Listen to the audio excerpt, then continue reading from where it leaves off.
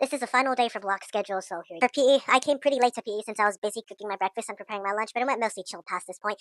PE was practically free period, free exercise. It was a makeup period for the ones who were absent today. The two girls in my class, as I finished my lab, complained how they hate this one teacher but not the others, and the PE teacher had a ramble on them and why some of their own academic faults are their own faults, I guess. And after that, I decided to play volleyball with Maurice's group, which I don't know how to spell her name, so I apologize with that. Sorry, by the way, but credits to the three of you and me also. One funny thing that happened is that since we were so close to another team, all of us multiple times accidentally hit the people who were sitting down in the benches in between each courts nearby. And keep in mind, this is a tennis court. We can't increase the net's netting to be like a volleyball net, so it was pretty hot. A lot of stuff that was going on, and the seats in between, I accidentally hit the people within those benches. And I put down my fan earlier with the tennis ball, but two unrelated girls also ended up stealing it, but I took it right after as they ended up leaving. But yes, I did actually end up hitting people within each court, and this is like a tennis court, so I couldn't do anything to make the nets any higher. Later on, my team decided on going to the gym since it was hot out here, but I chose to stay outside until I just decided to go walk around and let the other team know. Rayon's team decided to stay outside instead of the gym, and when I went to enter the gym, they were coming back, and those girls said that they won't enter because it's too sweaty in there. There's too much freshmen and sophomores, and you literally can't breathe in there. It's like Philippines weather if you think of it like that. But outside, it's hot outside, but there's also a cool breeze.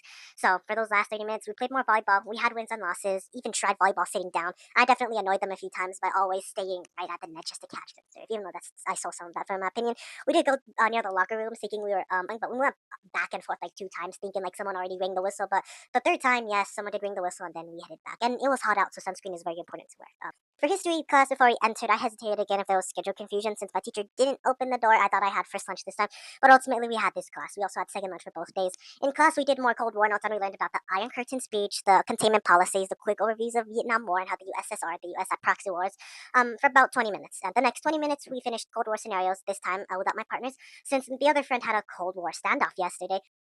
It's funny because my friend had aggression toward the other one who was outgoing and even misinterpreted his talkativeness, and he even whispered to me about it is a thing. But I kind of acted like a buffer zone between them and I prevented a full out conflict from ever occurring. And it's almost made us, since we're talking about the Cold War, but they made a literal example of the Cold War on a smaller scale without all the deaths. I finished up the scenarios one, and one of the metaphorical questions modified was pretend there's a water war that's going on outside, and someone has a big water balloon and a big water gun capable of eliminating people on city blocks and many fighters. You have a bunker, water, ammunition nearby, and you have food. What are you going to do next about it? And later on, we had another break, and later on, we had a video guide assignment, but the teacher made us watch it on Chromebook, so no projector screen. And I had to painstakingly watch the video, and I had to check if they had it on YouTube. And the thing is that they didn't have captions. The YouTube version only had auto-generated captions, which is pretty terrible, so I didn't really bother. And I didn't want the class to have, like, loud videos playing, so the thing is that I ended up barely finishing it at the same time. So the final activity that we had was another World War gallery walk around, and it was the final one this year. Even my teacher said that our final exam will be easy, but since many people went out of order this time, I attempted by going to random numbers for the gallery thing where people aren't present instead of like go through 1 through 15 and answer the questions of each gallery. But teacher said that the final exam is gonna be easy, but only this test about the Cold War will be the hardest. And as for lunch, I had a seafood platter with shrimp, whole grain pasta, and a large salmon fillet, but sadly, no friends to eat with. I've been realizing all this year I spent all of my lunch periods looking around for friends to talk to, but I failed to. Since I realized I also could have fed myself such gourmet meals since then. Well, at least I'm happy now with what I'm eating then. Sadly, I tried to look for local friend groups this time, but the group that's near B edifice was not there today. The library group was not there either. Davin's group was not present either. The two Spanish girls of who I speak really well with, but who I speak really terribly with in terms of the language, also not there either. Another attachment to that group, not there either. Another friend group that I usually talk to, time and time again, also not there. This is block schedule, so I mean, obviously, there's not going to be people nearby. Social plate tectonics, in my opinion, guys, it's always crazy. Like, I literally cannot track movement, so when a given friend group's not here, I'm not able to integrate to other local friend groups that I've talked to before, because just people keep on moving around. Like, I am not, like, on the snap, knowing where people are going.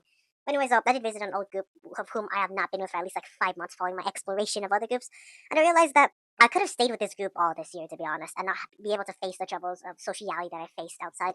But I wouldn't have the social knowledge that I'd have today, and even friends to speak to who I met randomly before. Anyways, though, the conversation went well with many of the people there. As I said, it's been so long. Lots of people have left or switched out the group since then, since I've last visited. And credit to the ones who I do know, if you guys are watching this right now. I did tell one of you guys earlier, I always talk about my day, so this is it right here. But anyways, for math, at this point, I'm just going to call this the war of attrition. For math, we had a worksheet overview 2 days ago, and we had an overview about that today and how to do work about it. It went mostly chill, and I had a funny sequence with my friends later on. I said, I'll take this paper. Now I'll take this one. Now this one. Not this one. I'll take this paper instead for like 7 times until I picked one. There was one where we had to glue in like certain types of angles and how to do this or that. It was like each copy was given to each class if it's like three per group. Sleeper group. We did shapes practice, and I still genuinely don't understand how I dilate shapes or know the scale factor because my teacher was speaking too fast, and anytime anyone asked for help, she just repeatedly say that she already repeated what she had to say and be disappointed. And she's not wrong since teachers are always tired, in my opinion. Then again, when we started on our continuation lesson on shapes, I still struggled because there are only two rulers for the three of us on our table, so we had to switch multiple times, and I lost track of where my teacher was going, so I didn't know if we were using millimeters or inches, so I had a confusion with there. And if it's at scale factor in one of the problems, if the scale factor was 2, is it 2 in millimeters or centimeters? And I had no idea. Scale factor of 2 can mean anything. She then also complained about how we have so little questions on our test and how the class complains about it. On her AP classes have like 385 questions to answer, she says. But by then, thankfully, it was 2 p.m. And after like 30 minutes of explanation, my teacher still explained her stuff and I still did not understand it at all. She then went on a tangent and said, like, I'm surprised how many of you guys still don't know how to read a clock on a wall. Were you not taught in elementary? But anyways, as for the assignment, she assigned us, and after the explanation that she had for current lesson notes, and with everything on how to dilate shapes. I struggled on scale factor and naming whether it was transverse, non-transverse, zero angle, and other things because she is too fast. And what type of scale factor? Is it a scale factor in centimeters, scale factor in inches? Because a scale factor on 2 centimeters is different than that on 2 inches. Then during though, she went on a tangent to a group that was sitting in the back. Apparently that she's teaching a kindergarten class and not a 10th grade class, and eventually told them to go back to their original seats since they're wasting your time.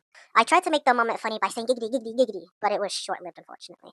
The assignment solution key really did help at the same time because it showed how the lines connected, and I finally used the correct side of the ruler. But naming each types of the angle still proved to be such a blockade when it came to things. But now, my friends, though, this was a cold war of attrition, is what I would call it. Since I was being humorous to try to survive this class as I finished my work, and like in psychology, it always says that when people are tired, they tend to reveal more things than they are when they're ready. They said to me that he's kind of retarded and addicted to numbers. He goons to math symbols, and they tried to attack me personally, saying that we're his only friends, probably because he's lonely. And I tried to make them repeat it, but they didn't. They also called me annoying. I mean, I would ask everyone. I mean, even comment if you want to. I mean, I am lonely, but like not the way that they think. But am I really that stupid, bro? Am I really that retarded? Is what I'd ask. I mean, other than like the cool metaphor and cool intellect powers and editing skills too. I mean, am I really that stupid as they say for me to be? I mean, I could still improve on things personally, but like point blank for them to say that to me was genuinely surprising, in my opinion. And I still say this question to everyone, like every person, like the ones who I was once with months ago, to the ones I am still with, to the ones that still know me today, and to the ones who may not even know much about me. Like your version of me still exists in your brain, and everyone's version of me is different within their brains. And I need you guys, all of you guys, to update to this version of me right now because I'm constantly updating. And I still ask that question anyway. To balance the scales, I mean, my friends also talk about speaking publicly about gooning to Roblox character, and they tend to be very questionable when it comes to the intellect side, is what I'd say. At this point, like history class, it's almost like the Cold War. Like three powers at this point, me involved, are in like a dangerous confrontation socially. The calmer kid acted as a defense against further aggression, while the teacher tends to reveal more stuff. I mean, shit could have got worse, but thankfully the period ended right then. I finished my assignment before they left, and the conversation I say was mostly innocent, mostly about countries and school news. But they're probably as tired, so I'd give them that. But they revealed some deeper things that they usually wouldn't say, is what I'd say right there. Like 2 hours with people is different than 45 minutes. At that point, it's a geopolitical conflict, is what I would call it. It's similar to the Cold War, if you think of it like they just without all the death,